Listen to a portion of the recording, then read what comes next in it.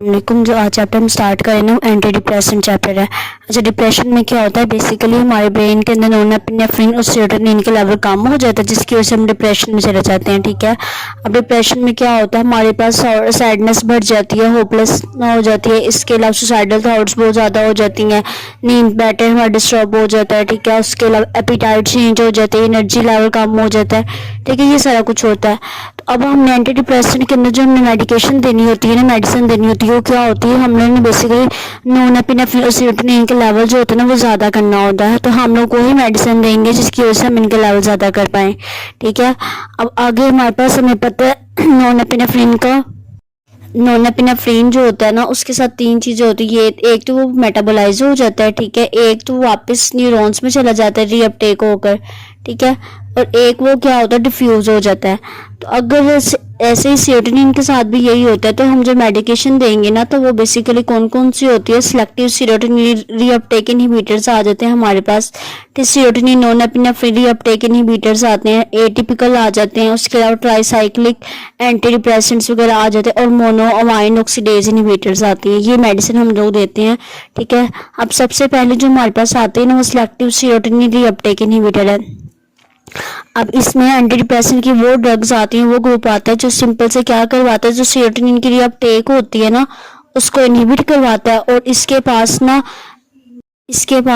हमारे पास नॉरपेनेफ्रिन की सिलेक्टिविटी कम होती है, सेरोटोनिन की सिलेक्टिविटी इसके पास ज़्यादा होती है, यानी कि 300 से 3000 फोल्ड के मतलब सेरोटोनिन ट्रांसपोर्टर की एक्टिविटी इसके पास ज़्यादा होती है एज कम्पेयर टू नॉरपेनेफ्रिन। ठीक है, अब ये क्या करवाता है सेरोटोनिन का लेवल ज़्यादा करवाता है इस तरह से, और साथ साथ ना ये हमारे पास जो मस्कुलिनिक अल्फा ब्लॉकर्स होते हैं, हिस्टामिनिक रिसेप्टर्स होते हैं ना उनके ऊपर भी ये उनकी ब्लॉकिंग एक्टिविटी शो करवाता है अपने। ठीक है, चूँकि इसके एडवर्स इफेक्ट्स थोड़े डिफरेंट है एज कम्पेयर टू ठीक है, एज कम्पेयर टू बाकी जो डिफरेंट ड्रग्स होती हैं हम यूज़ करते हैं, इसको मैं टीसीए से रिप्लेस करवा दें, क्योंकि टीसीए के ना बहुत ज़्यादा साइड इफ़ेक्ट्स होते हैं। एक्शन में यही है कि सिंपल सा सेरोटोनिन का अपटेक को ब्लॉक करवाता है, और हमारे पास क्या करवाता है इसका लेवल को ज़्यादा करवाता है स्पेस के अंदर। इस तरह से डिप्रेशन को ट्रीट करता है। थेरेप्यूटिक यूजेस में हमने सिंपल से कि पोस्टमार्टम स्ट्रेस डिसऑर्डर है, यानी कि किसी के कोई भी ट्रॉमा है ना उसके बाद हम स्ट्रेस में चले जाते हैं, तो उसको ट्रीट करने के लिए हम इसको प्रेफर करते हैं। ठीक है, एंग्जाइटी जो सोशल एंग्जाइटी होती है उससे ट्रीट करने के लिए फिर प्री मेंस्ट्रुअल डिस्फोरिक डिसऑर्डर्स में हम यूज़ करते हैं। उसके अलावा हमारे पास ऑब्सेसिव कंपल्सिव डिसऑर्डर्स होते हैं, उसमें हम इसको यूज़ करते हैं। ठीक है, अब फार्माकोकाइनेटिक सिंपल से कि ऑयल एडमिनिस्ट्रेशन के बाद बहुत अच्छे से अब्जॉर्ब हो जाता है। ठीक है, तकरीबन इसको पीक लेवल तक जाना है अपना एक्शन शो करने के 2 से 8 घंटे इसको लग जाते हैं। ठीक है, जो फूड होते हैं ना इस चूँकि हम ऑरल भी अच्छे से अब्जॉर्ब होते हैं ना, तो फूड अगर हम लेते हैं ना तो उसकी वजह से थोड़ी अब्जॉर्प्शन इसकी वो होती है, डिस्टर्ब हो जाती है। इसके अलावा हमारे पास क्या होता है, जो फ्लोक्सिटिन होता है ना बाकी क्लास से थोड़ा सा डिफरेंट होता है, क्योंकि हाफ लाइफ उसकी बहुत ज़्यादा शो करवाता है।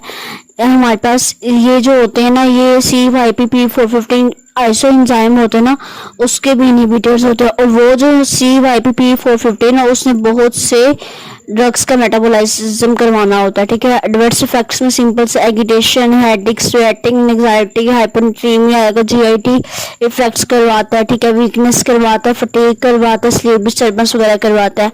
ठीक है, ये इसके एडवर्स इफेक्ट्स हैं। इसके अलावा सेक्सुअल डिसफंक्शन करवाता है, यानी कि लिबिडो करवाता है। अब हमारे पास बच्चों में बात की जाए तो हमारे पास क्या होता है सुसाइडल आइडियाज़ बहुत ज़्यादा हो जाते हैं अगर हम ये यूज़ करते हैं एंटी डिप्रेसेंट के कंटिन्यूसली यूज़ करें, तो इसकी वजह से हम लोग क्या करते हैं एहतियात के साथ यूज़ करना चाहिए। अगर इसकी ओवरडोज की बात की जाए ना तो ओवरडोज में क्या करवाता है बेसिकली क्या करवाता है, सिट्रेलोप्राम के अलावा बाकी जो होते हैं ना वो अरिथमियास के इफेक्ट शो करवाते हैं। ठीक है, कार्डिक अरिथमियास के। इसके अलावा ना क्यूटी जो हमारी कर्व होती है उसको प्रोलॉन्ग करवा देते हैं। इसके अलावा ये सीजर्स भी कोज करवा देते हैं। ठीक है, इस तरह से और हमारे पास सेरोटोनिन सिंड्रोम भी ये कोज करवाते हैं। अब डिसकंटिन्यूएशन सिंड्रोम में क्या होता है बेसिकली हमारे पास अगर हम इसको अचानक से छोड़ देते हैं ना उसकी वजह से हमारे पास सिम्टम्स शो होना शुरू हो जाती हैं। ठीक है, मतलब जिनका हाफ लाइफ कम होता है ना तो स्पेशली उनके अंदर। इसके अलावा हमारे पास अगला आता है सेरोटोनिन नॉरपेनेफ्रिन रीअपटेक इनहिबिटर्स। वेनलाफ्लेक्सिन में basically serotonin non epinephrine reuptake inhibitors में बेसिकली क्या होता है, हमारे पास सीरोटोनिन और नॉन एपिनेफ्रिन का जो लेवल होता है ना वो ज़्यादा होता है। और वो कैसे ज़्यादा होता है, सीरोटोनिन और नॉन एपिनेफ्रिन की जो रीअपटेक होती है ना वो जो हमारे पास उसकी रीअपटेक होती है ना वो इनहिबिट हो जाती है। बेसिकली डिप्रेशन हमारे पास क्यों होता है, क्रोनिक पेन की वजह से ज़्यादातर डिप्रेशन इसकी वजह से होता है, यानी कि बैक पेन हो गई, ठीक है, इसके अलावा मसल की पेन हो गई, इसके लिए ना हमारे पास जो सिलेक्टिव सीरोटोनिन रीअपटेक इनहिबिटर्स है ना वो इतने इफेक्टिव होते हैं क्योंकि वो उसका पेन के मैनेजमेंट में कोई रोल नहीं होता। तो उसके लिए सीरोटोनिन और नॉन एपिनेफ्रिन जो होते हैं ना वो प्ले रोल करते हैं। कैसे प्ले रोल करते हैं, इन दोनों ये हमारे पास ना सीएनएस के अंदर जो हमारे पास पेन का जो मैनेजमेंट होता है ना, मॉड्यूलेशन होता है ना, उसको मेंटेन करते हैं, ठीक है।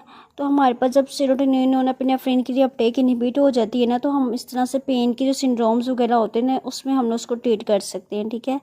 अब इसमें हमारे पास क्या होता है, किस किस के लिए हम लोग पेन सिंड्रोम में क्या क्या आ सकते हैं, हमारे पास डायबिटिक पेरिफेरल न्यूरोपैथी आ जाती है, इसके अलावा पोस्ट थेरेप्यूटिक न्यूरोलजिया आ जाते हैं, फाइब्रोमाइल्जिया आ जाता है, लो बैक पेन आ जाती है, ठीक है। अब जो टीसीए है ना उसको छोड़ के जो selective non epinephrine reuptake inhibitors है ना, ठीक है, ये तो उन एंजाइम को इनहिबिट करती है जिसको क्या करवाते हैं, रीअपटेक करवाते हैं, ठीक है। और साथ साथ अल्फा ब्लॉकर मस्कुलिनिक रिसेप्टर्स होते हैं ना उनको भी ये क्या करती है, ब्लॉक कर देती है। अब डिसकंटिन्यूस सिंड्रोम इसमें भी होता है कि अगर हम इसको सडन विड्रॉ कर देते हैं तो हमारे पास सिम्टम्स शुरू हो जाती हैं, ठीक है।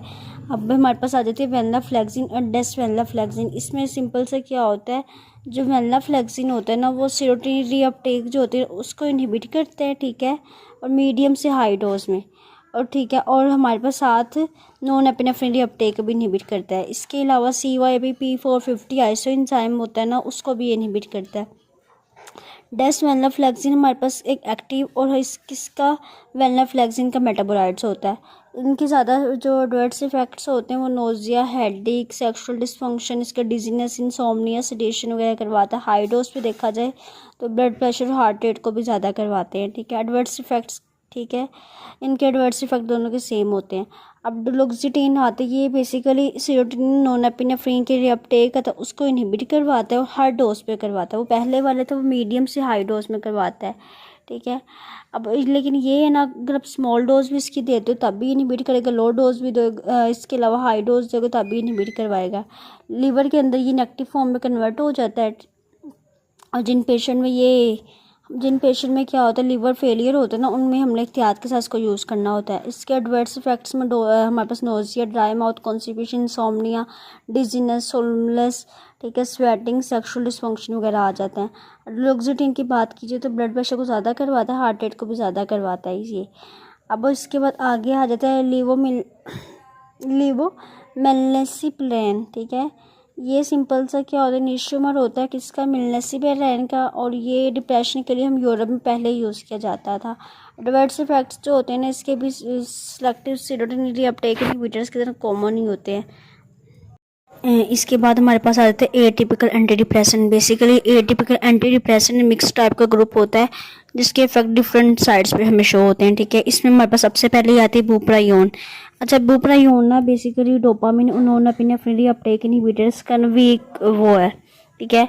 अब इसको हम लोग डिप्रेशन के जो सिम्टम्स होते हैं उसको एलिवेट करने के लिए हम लोग उसको यूज़ करते हैं, लेकिन इसके साथ साथ ना हम लोग क्रेविंग वगैरह को कम करने के लिए निकोटीन की जो हमारे पास विड्रॉ हम चाहते हैं ना, निकोटीन को क्विट करना चाहते हैं जो पेशेंट, ठीक है, तो उसके लिए हम लोग बुप्रायोन देते हैं, ठीक है। इसके एडवर्स इफेक्ट्स में ड्राई माउथ, स्वेटिंग, नर्वस स्ट्रेमर्स वगैरह आ जाते हैं, ठीक है, सीजर्स वगैरह हो जाते हैं, सेक्सुअल डिसफंक्शन होता है। अब हम क्या कहते हैं, इसकी वजह से चूँकि सीजर्स डेवलप हो सकते हैं तो इसलिए हम इख्तियार से थोड़ा यूज़ करते हैं। नेक्स्ट आ जाते हैं हमारे पास मिट्राजिपिन। ये हमारे पास सीरोटोनिन, नॉन एपिनेफ्रिन न्यूरोट्रांसमीटर का लेवल होता है ना उसको ज़्यादा करवाती है। और कैसे ज़्यादा करवाती है, जो अल्फा-2 रिसेप्टर होता है ना उसका एंटागोनाइज करती है, यानी कि उसको ब्लॉक करती है। जब अल्फा-2 ब्लॉक हो जाएगा तो हमारे पास जो नेगेटिव फीडबैक मैकेनिज़्म होता है ना वो इनहिबिट हो जाएगा। और नेगेटिव फीडबैक मैकेनिज्म जब इनहिबिट होगा तो उसके बदले में हमारे पास नॉन एपिनेफ्रिन ज़्यादा रिलीज़ होगा, ठीक है। इसके साथ ना ये एंटी डिप्रेसेंट एक्टिविटी भी शो करवाती है अपने पास। कैसे ज़्यादा करवाती है, बेसिकली जो सीरोटोनिन का रिसेप्टर होता है ना 5H2, उसको भी एंटागोनिस्ट करती है, जिसकी वजह से हमारे पास सीरोटोनिन का लेवल ज़्यादा होता है। हमारे पास एडवर्स इफेक्ट्स में इसके सेक्सुअल फंक्शन वगैरह आ जाते हैं। इसके अलावा सेडेशन हो जाती है, भूख ज़्यादा हो जाती है, वेट गेन वगैरह से हो जाता है। अब नेक्स्ट हमारे पास आता है नेफ्रोजोडोन एंड ट्राजोडोन। ये सीरोटोनिन रीअपटेक के वीक इनहिबिटर्स हैं, ठीक है, और ये सीरोटोनिन रिसेप्टर्स वगैरह को भी वो करवाते हैं, ब्लॉक करते हैं। हिस्टामिन की जो ब्लॉकिंग एक्टिविटी होती है वो भी ये शो करवाते हैं, जिसकी वजह से सेडेशन वगैरह ये कॉज करवाते हैं। अब हम ट्राजोडोन को हम लोग किसके लिए यूज़ करते हैं, इंसोम्निया के लिए हम यूज़ करते हैं, ठीक है। इसके अलावा ना जो नेफ्रोजोडोन है ना, ये चूँकि ये हेपेटोटॉक्सिटी वगैरह करवाता है नेफ्रोजोडोन। अब हम लोगों ने फिर इसको थोड़ी सी एहतियात के साथ यूज़ करना है। नेक्स्ट हमारे पास आते हैं विलाजोडोन। विलाजोडोन ना सेरोटोनिन रीअपटेक इनहिबिटर है, ठीक है, और साथ 5HT1A रिसेप्टर्स होते हैं ना, उनका भी एगोनिस्ट के तौर पे काम करवाता है। अब इसके जो एडवर्स इफेक्ट्स होते हैं, इसके जो हमारे पास थेरेप्यूटिक यूजेस हैं ना, वो अननोन है अभी तक, ठीक है। और इसका जो प्रॉपर सा मैकेनिज्म ऑफ एक्शन है वो भी हमें नहीं पता लगा, थोड़ा सा यूनिक है लेकिन अभी प्रॉपर तरीके से नहीं पता। अब हमारे पास आ जाता है इसके अलावा विट्रियोक्सिटीन ना सीरोटोनिन रीअपटेक इनहिबिशन करवाता है, सही है।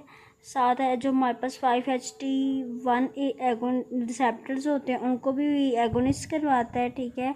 5HT3 एंड 5HT7 के रिसेप्टर्स होते हैं उनको एंटागोनिस्ट करवाता है, और इनको हम डिप्रेशन में ट्रीटमेंट के लिए यूज़ किया जाता है। एडवर्स इफेक्ट्स वही है। इसके बाद हमारे पास आते हैं tricyclic anti depressant. Tricyclic anti depressant में सिंपल से क्या करवाते हैं, नॉरएपिनेफ्रिन और सीरोटोनिन रीअपटेक होते हैं उसको इनहिबिट करवा देते हैं ये ड्रग्स, और हम लोग उसको एंटी डिप्रेसेंट के ट्रीट यूज़ करते हैं। चूँकि ये टर्शरी अमाइन होते हैं तो इसके ब्रेन के साइड इफेक्ट्स ज़्यादा प्रोड्यूस होते हैं। मैकेनिज्म ऑफ एक्शन में सिंपल से ये होता है, जो TCA और मैक्सोपेन होते हैं ना, ये हमारे पास नॉरएपिनेफ्रिन और जो सीरोटोनिन होते हैं ना, इसके रीअपटेक को इनहिबिट करवा देते हैं। एमेप्रोलेटिन और डेस्फेरामीन है ना, ये हमारे पास सिलेक्टिवली किसको इनहिबिट करती है, नॉरएपिनेफ्रिन रीअपटेक को।